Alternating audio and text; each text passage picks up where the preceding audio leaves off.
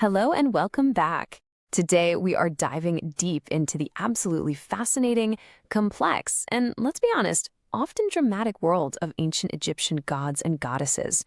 So much of what makes this civilization incredible is tied up in their deities, so let's get right to it. Okay, so first things first, we have to get our heads around the sheer scale of their belief system. We're not talking about a handful of gods living on a mountain here. We're talking about a pantheon that was woven into every single aspect of life. And that brings us to a pretty staggering fact. I mean, did you have any idea there were more than 2,000 recognized gods and goddesses in ancient Egypt?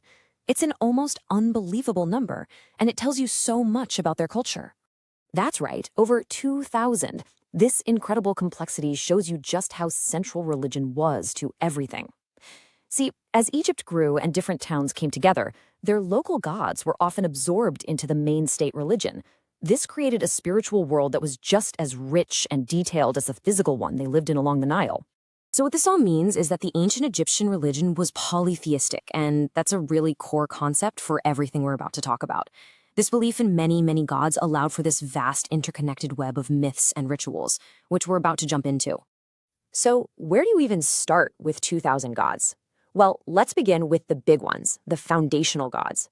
These are the cosmic creators, the deities who are believed to have quite literally shaped the world. And you just can't talk about creation without talking about Ra. As the god of the sun, he was, you could argue, the most important god of all. He was the ruler of all life, all creation on earth. And his image, so iconic. A man's body with the head of a hawk, that gleaming golden sun disk right above him, and he was often holding the Ankh, the symbol of life itself. Now, what's really cool is how the physical world was formed by this divine partnership. You have Nut, the goddess of the sky. Her body was just covered in stars, arching over the entire earth. And right below her was Geb, the god of the earth. According to the myths, every single night, Nut would swallow the sun god Ra and then give birth to him all over again in the morning.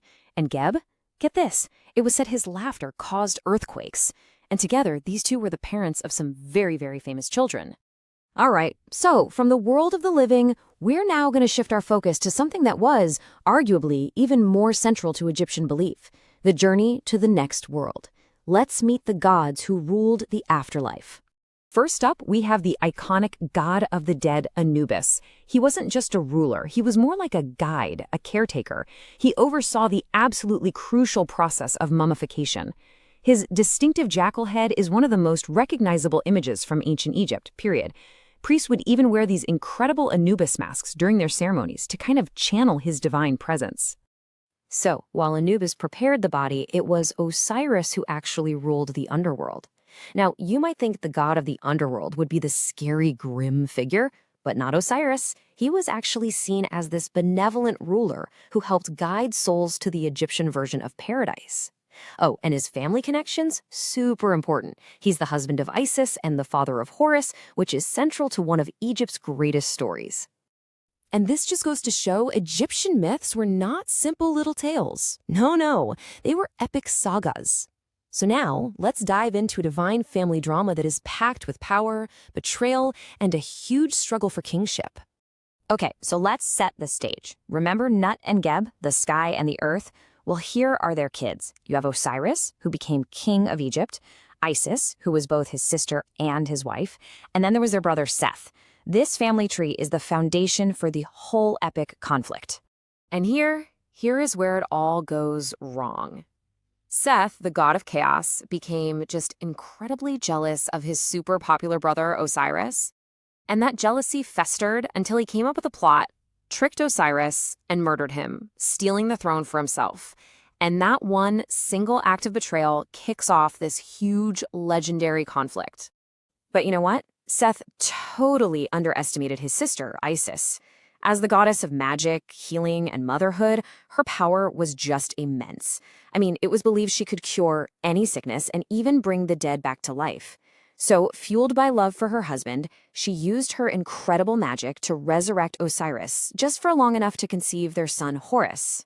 And that son was Horus, the god of the sky and the one true heir to the throne. You really can't overstate how important this guy was to Egyptian culture. Every single pharaoh who ruled was considered a living Horus, like a physical manifestation of the god right there on Earth. It directly linked their right to rule to this divine story. So this all sets up the ultimate showdown, Horus versus Seth. It was nephew against uncle, fighting for the soul of Egypt itself. And this wasn't just some family squabble. This was a cosmic struggle between order, represented by Horus, and chaos, embodied by Seth.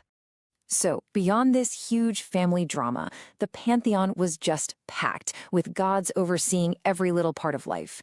For our last section, let's do a quick lightning round of a few other crucial gods and goddesses, just to see how deeply they were woven into the fabric of Egyptian society. First, you've got Sekhmet, the truly formidable lion-headed goddess. And talk about a fascinating contrast. She was the goddess of war, who could destroy her enemies with fire and plague, but she was also the goddess of healing, who could cure disease. They even said her fiery breath created the desert. Wow. Next up is Thoth, the god of wisdom, writing, and knowledge. You'll usually see him with the head of an ibis. He was the patron of scribes and gets the credit for inventing hieroglyphics. And hey, remember that big family drama we just talked about?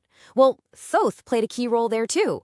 He was the one who magically healed Horus's eye after a brutal fight with Seth. We also have to talk about Hathor, often shown with the horns of a cow. She was one of the most beloved deities for sure. She was in charge of joy, beauty, love, music, basically all the good things in life. As the mother of mothers, she was this powerful symbol of fertility and family. And finally, a definite fan favorite, Bastet, the cat goddess. What's so cool about her is that she actually started out as a fierce lioness warrior, a lot like Sekhmet. But then, as cats became domesticated in Egypt, her image literally softened, and she transformed into the beloved, protective, cat-headed goddess of the home we know today. So, after this whole tour of cosmic creators, underworld rulers, and some pretty intense divine drama, it really leaves us with one final question. After getting to know all these incredible figures, who do you think is the most powerful? The creator, Ra, the master of magic, Isis, or the rightful king, Horus?